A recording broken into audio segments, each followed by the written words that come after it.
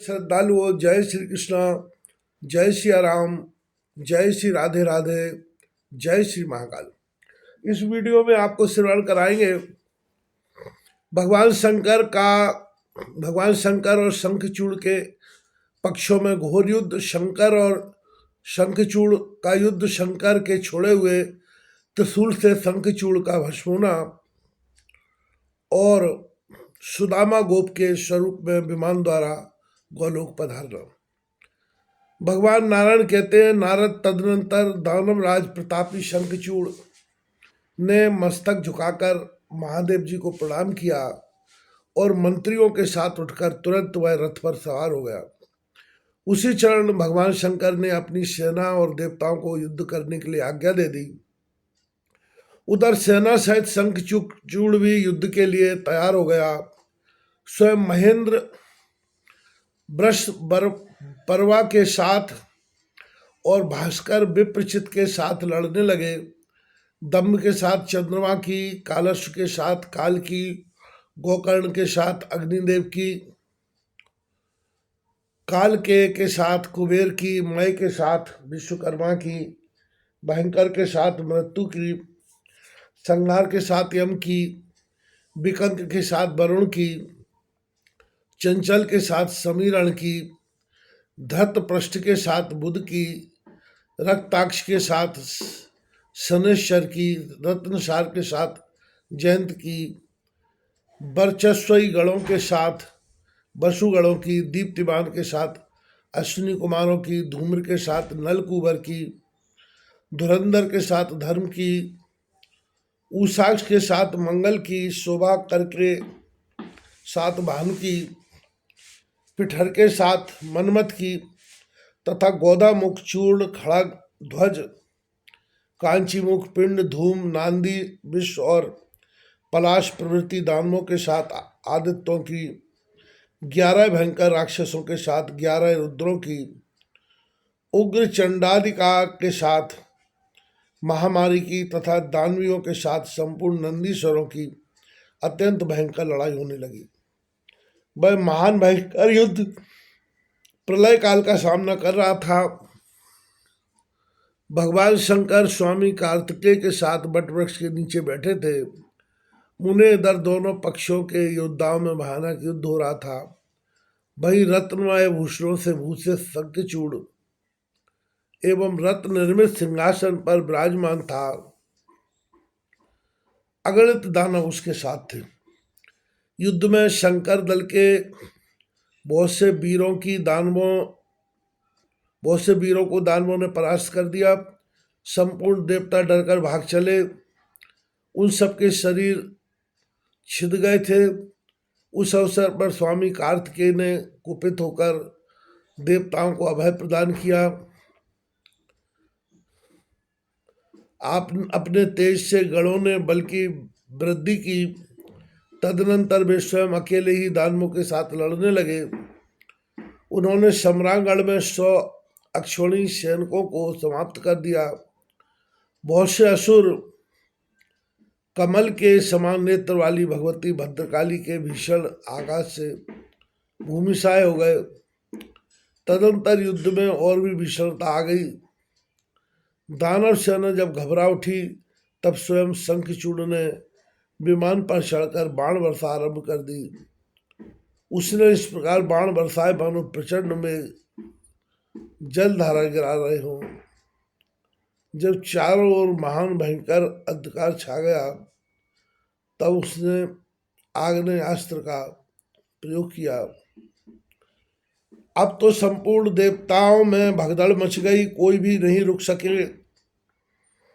अब युद्ध के मुहाने पर केवल एक स्वामी कार्तिकेय ही डटे रहे। तब शंखचूड़ के प्रयत्न से बहुत से पर्वत, सर्प, पत्थर तथा वृक्ष उन पर गिरने लगे। उनकी ऐसी भयंकर वृष्टि होने लगी जिसे रोकने में कोई समर्थ नहीं था। फिर उस भयंकर दानव ने स्कंद के दुर्भय धनुष को, दिव्य रथ को तथा रथ के बैठक को छिन्न भिन्न कर दिया।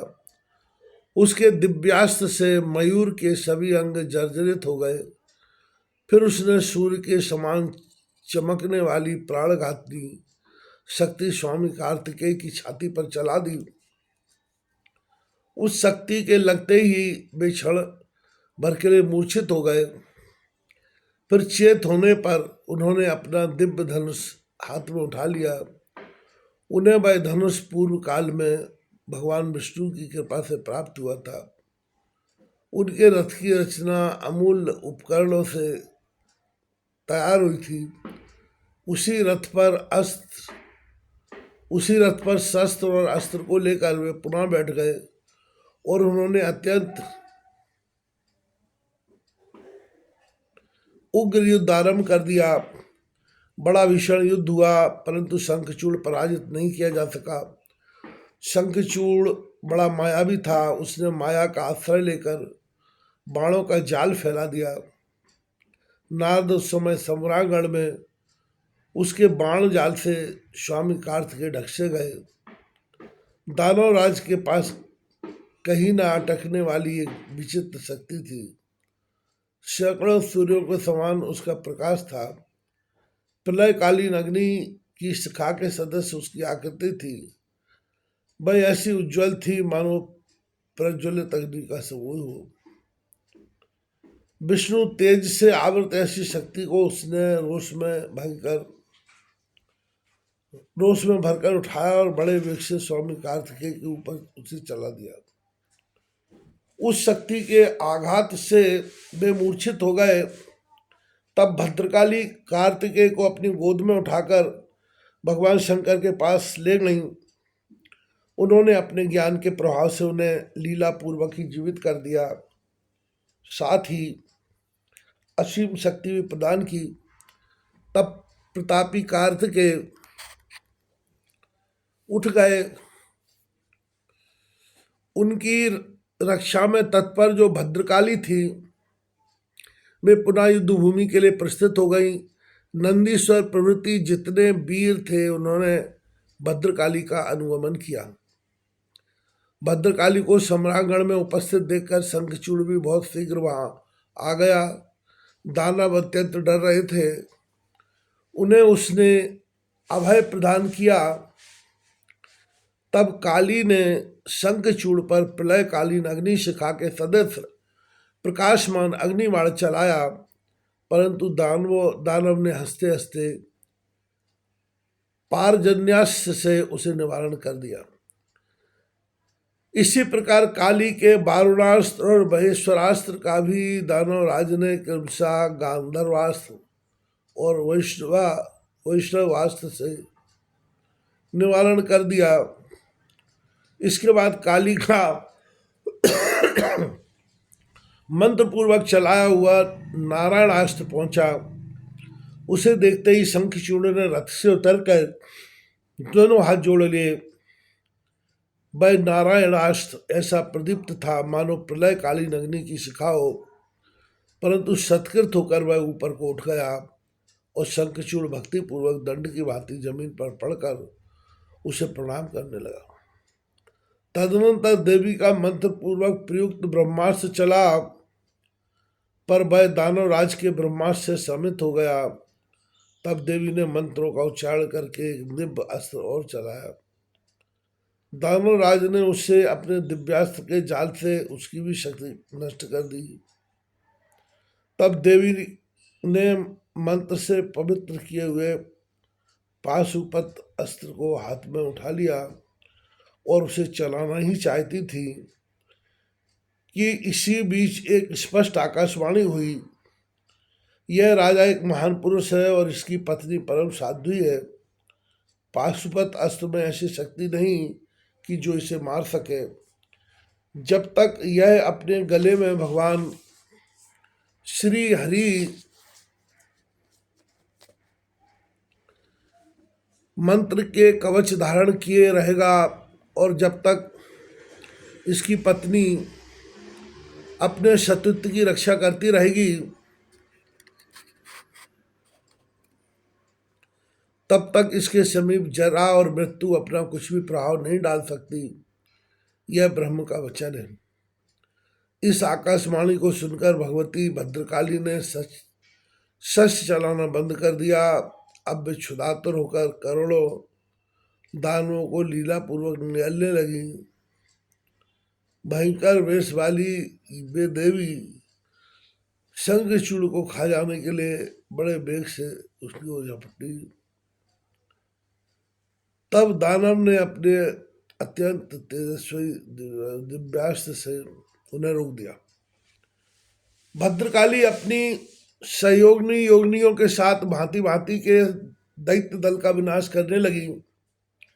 उन्होंने दानवराज शंखचूड़ को भी बड़ी चोट पहुंचाई और वे दानवराज का कुछ भी नहीं बिगाड़ सकी। तब वे भगवान शंकर के पास चली गईं और उन्होंने आरंभ से लेकर अंत तक क्रमशः युद्ध संबंधी सभी बातें भगवान शंकर को बतलाई।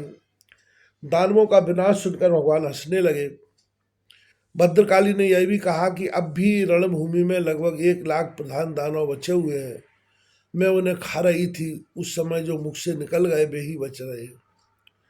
फिर जब मैं संग्राम में दानवराज शंखचूड़ पर पाशुपतास्त्र छोड़ने को तैयार हुई और जब आकाशवाणी हुई कि यह राजा तुमसे अवध है, तब से महान ज्ञानी एवं असीम बल एवं पराक्रम से संपन्न उस दानवराज ने मुझ पर अस्त्र छोड़ना बंद कर दिया।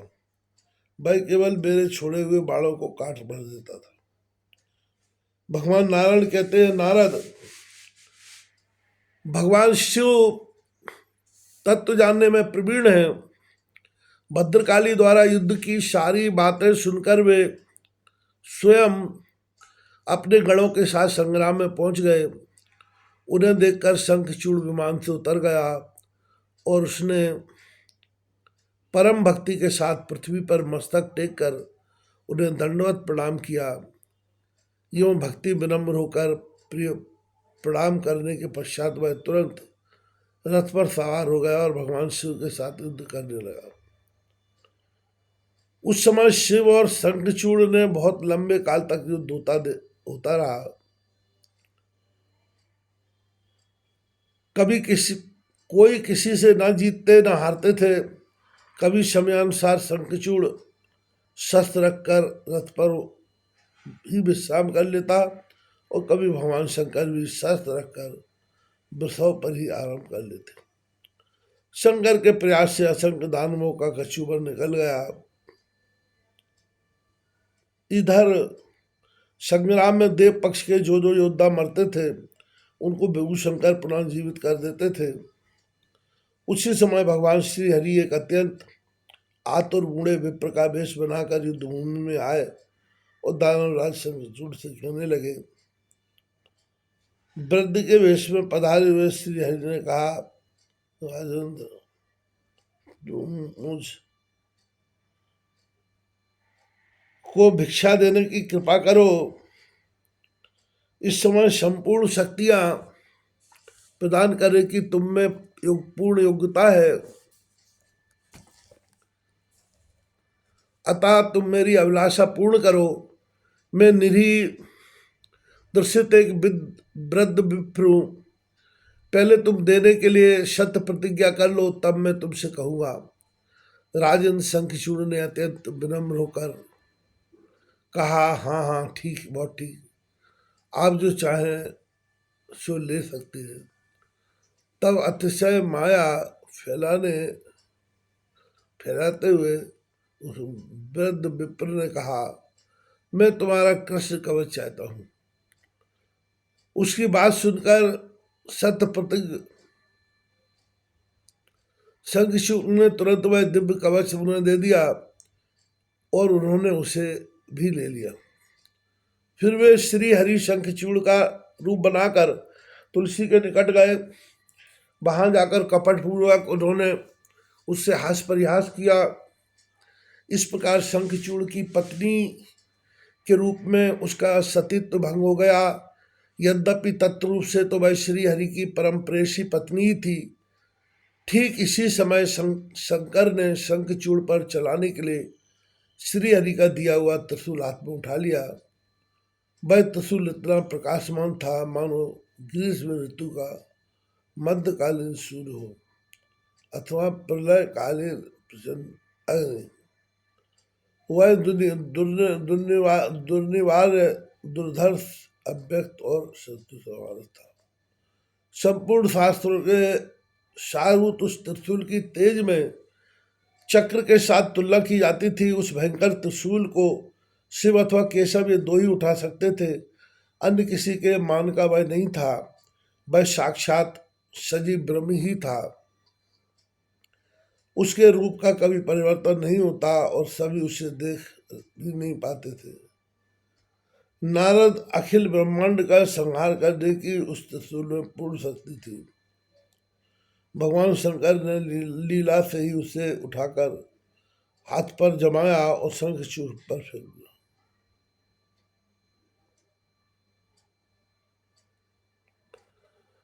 तब उस बुद्धिमान नरेश ने सारा रहस्य जानकर अपना धनुष धरती पर फेंक दिया और वह बुद्धिपूर्वक योगासन लगाकर भक्ति के साथ अनन्य चित्त से भगवान श्री कृष्ण के चरण कमल का ध्यान करने लगा।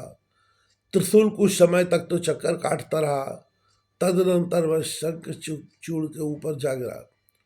उसके गिरते ही तुरंत वह दानवेश्वर तथा उसका रथ सभी जलकर भस्म हो गए। दानवेश्वरी के भस्म होते ही उसने एक दिव्य गोप का वेश धारण कर लिया। उसकी किशोर अवस्था थी।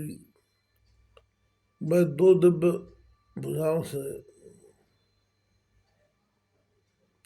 सुशोभित था। उसके हाथ में मुरली शोभा पा रही थी और रत्नमय आभूषण उसके शरीर को विभूषित कर रहे थे। इतने में अकस्मात सर्वोत्तम दिव्य मणियों द्वारा निर्मित एक दिव्य विमान गोलोक से उतर आया। उसमें चारों असंख्य गोपियां बैठी थी। शंखचूड़ उसी पर सवार होकर गोलोक के लिए प्रस्थित हो गया। मुने उस समय वृंदावन में रासमंडल के मध्य भगवान श्री कृष्ण और भगवती श्री राधिका विराजमान थी। वहां पहुंचते ही शंखचूड़ ने भक्ति के साथ मस्तक झुकाकर उसके चरण कमलों में साष्टांग प्रणाम किया। अपने चिर सेवक सुदामा को देखकर उन दोनों की श्रीमुख प्रसन्नता से खिल उठे। उन्होंने अत्यंत प्रसन्न होकर उसे अपनी गोद में उठा लिया। तदनंतर वह त्रिशूल बड़े वेग से आदरपूर्वक भगवान श्री कृष्ण के पास लौट आया। शंखचूड़ की हड्डियों से शंख की उत्पत्ति हुई है। वही शंख अनेक प्रकार के रूपों में विराजमान होकर देवताओं की पूजा में निरंतर पवित्र माना जाता है। उसके जल को श्रेष्ठ मानते हैं क्योंकि देवताओं को प्रसन्न करने के लिए वह अचूक साधन है। उस पवित्र जल को तीर्थ में माना जाता है। उसके प्रति केवल शंकर की आदर बुद्धि नहीं है। जहाँ कहीं भी शंख ध्वनि होती है, माँ लक्ष्मी जी सम्यक प्रकार से विराजमान रहती है। जो शंख के जल में से स्नान कर लेता है उसे संपूर्ण तीर्थों में स्नान का फल प्राप्त हो जाता है। शंख साक्षात भगवान श्री हरि का अधिष्ठान है। जहाँ पर शंख रहता है वहाँ भगवान श्री हरि भगवती लक्ष्मी सहित सदा निवास करते हैं। अमंगल दूर से ही भाग जाता है। उधर शिव भी शंखचूड़ को मारकर अपने लोक को पधार गए। उनके मन में अपार हर्ष था। वे वृषभ पर आरूढ़ होकर अपने गणों सहित चले गए। अपना राज्य पा जाने के कारण देवताओं के हर्ष की सीमा नहीं रही। स्वर्ग में देवता दुंदुभी बज उठी और गंधर्व तथा किन्नर यशोगान करने लगे। भगवान शंकर के ऊपर पुष्पों की वर्षा आरंभ हो गई। देवताओं और मुनिगणों ने भगवान शंकर की बुरी बुरी प्रशंसा की।